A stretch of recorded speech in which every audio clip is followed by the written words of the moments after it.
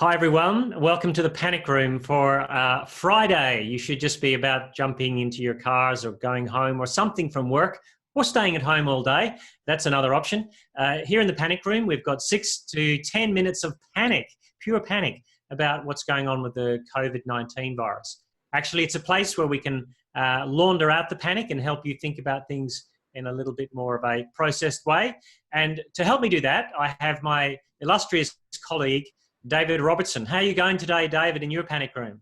Well, I just thought I'd let you know this is what I'm wearing. Yeah. Just to keep you going. You see that? And I've got a big head, by the way. Do you know that? I've got an absolutely massive head. Well, I got to say, you can tell if that is just about squeezing onto the top bit. Just about, yeah. So I didn't know that you actually. I went off for a cycle and someone said to me, Dave, you better not do that. You better get a helmet on. In Scotland, I never wore a helmet and people bought me helmets because they were concerned. But it's illegal here. Apparently, you get fined $300 on the spot if you're out without a helmet. But there's another interesting thing about cycling in this whole thing is that there are complaints in the Sydney Morning Herald today of Deliveroo drivers, new cyclists. There are so many people unemployed trying to get jobs with this that there's a kind of cycle crisis in the city and people going on paths and all that kind of stuff. It's really quite amazing, you know, how all of this thing works out. But helmets a little bit speak to me of protection, speak to me of war, which is just a wonderful professional segue into what this subject is about today. So Steve, back to you. Oh, yes, we're going to talk about war and life in wartime because the language of war has been used of the COVID-19 virus a lot. And there are many things that seem to, it just raises up a whole bunch of metaphors. Now, I'll be the last person who would ever do a cross promotion of my own material on a live broadcast. But I'm going to do it anyway, Dave. Tell us a little bit about a podcast that you and I are putting together that starts today. Yeah. By the way, Steve has a wonderful blog. He's actually a very good writer. I genuinely mean that. You'll struggle to get better writing than from Steve. But the podcast that we've done for Eternity, well, for ourselves, but it's going out on the Eternity Network, is called Life in War. And it's based on something incredibly serious, actually, that the situation we're in at the moment is kind of analogous to war. And my view is that in war, people bring the important things to the fore, and especially they begin to think about religion, they begin to think about eternity, they begin to think about God. And you know that phrase, there are no atheists in foxholes, it's not true, but there's an element of truth in it. What do you think? Yeah, look, you hear that said because it rolls off the tongue, but I think there'd be a few atheists around Australia who would say that A, I'm still an atheist, and B, it doesn't feel quite like a war. But there must be an element of truth to it that when you get into a difficult situation, it does raise the question of mortality. There are big existential questions to answer and ask at that point. And I think having been through a situation where I was told you might have a terminal illness, it's very confronting to think that there will be a day, as Catherine McGregor wrote in The Australian the other week, that will start with you not in it. How about that? How does that feel? Without even your bike helmet? Yeah, I think there are two reactions that people have in this situation. I think the normal cultural reaction in our culture, and I will speak as an Aussie now, and you can tell me if you think that this is right or wrong. I think the normal situation is that we trivialize things. We make a joke about things. We kind of ignore, as far as possible, we ignore the reality of what we're facing. And I think even with this coronavirus, I mean, I was out walking along a beach and I heard some people behind me, far enough away, but close enough to hear what they were saying, just talking about, oh, this is not for real. We don't have to worry about anything. We just carry on with life as before. So I think people trivialize or ignore. And then I think the other thing that does happen is people go, wait a minute, I am mortal. And I was speaking to a colleague today who's saying, I've never had so many questions about mortality.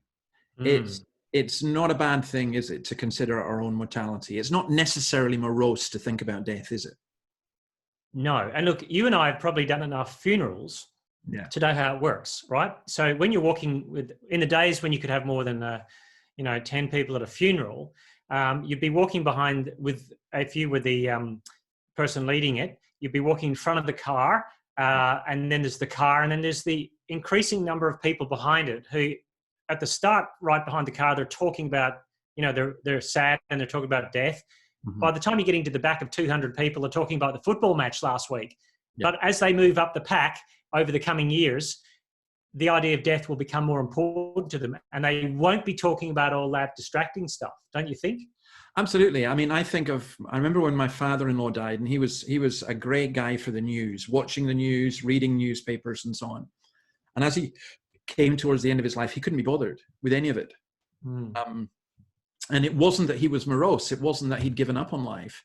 It was he was preparing himself for eternity. And at the end of the day, virtually all of that news was irrelevant. Exactly. And I think that is, there are people who right now are being driven into a panic because they're sitting watching the news. And let me tell you this, most of the stuff, if not all of the stuff you see on the news today, are irrelevant in the light of greater issues and irrelevant in the light of eternity. And that's a heavy thought, but an important thing. Yeah. And look, this is interesting that even talking about death, that in the time that since COVID started, 2 people that my daughter knows from school have been killed in car accidents. And another of her friends has had one of their friends killed in a car accident, all under the age of 20. It's not as if we just don't think about those things in this context, but death is there in that sense. Yeah, I went and I bought half a dozen sympathy cards because I'm writing at least one per week just now.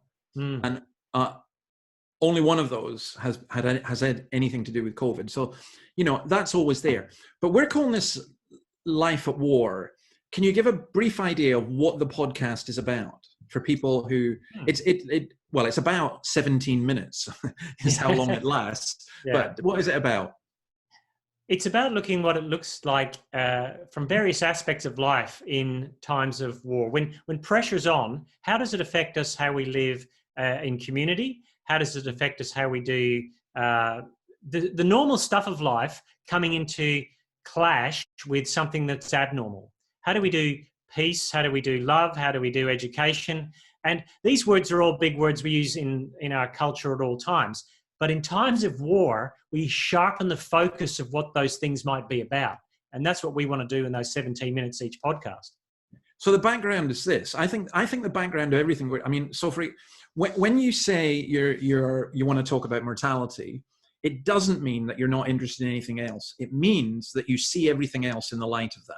Yes. I think most people live their lives, and I would challenge you if you're not a Christian to come back at me on this. I think most people live their lives as though they were immortal.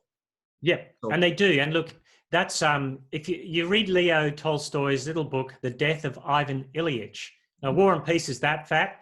Death of Ivan Ilyich is that, and it's a study of death. But one of the things that he says is when they're reading in the newspapers, the colleagues of Ivan Ilyich, that he's dead, it immediately raises within them a confidence and a self-assuredness that it is he who is dead and not I. Yeah. It's almost like death didn't get me. Yeah. And that's just, that's folly. Yeah. Listen, we're going to leave it there. Where's Wilson, by the way? Has he died? No, Wilson is still here. He's looking a little green around the gills, but he will see himself through to the end of the 48-roll box of toilet paper that I have. And in the end, we may just burn him and put him in an urn upon his death. Yeah. Yeah, listen, and let me say to you folks that we're going to be back next week, and I think we're going to start off talking about education, actually. And also, we're going to, somebody wrote me and asked, well, can you follow up that atheist ain't got no song stuff? So we're going to follow that up as well, look at music again. And I'm going to try and get another very, very special guest. I hope Her Majesty's okay about coming on to our show. Megan said she will for $1,000. Yeah, and don't forget the Life of War podcast. We'll put the details up. See you next week. See ya. Thanks.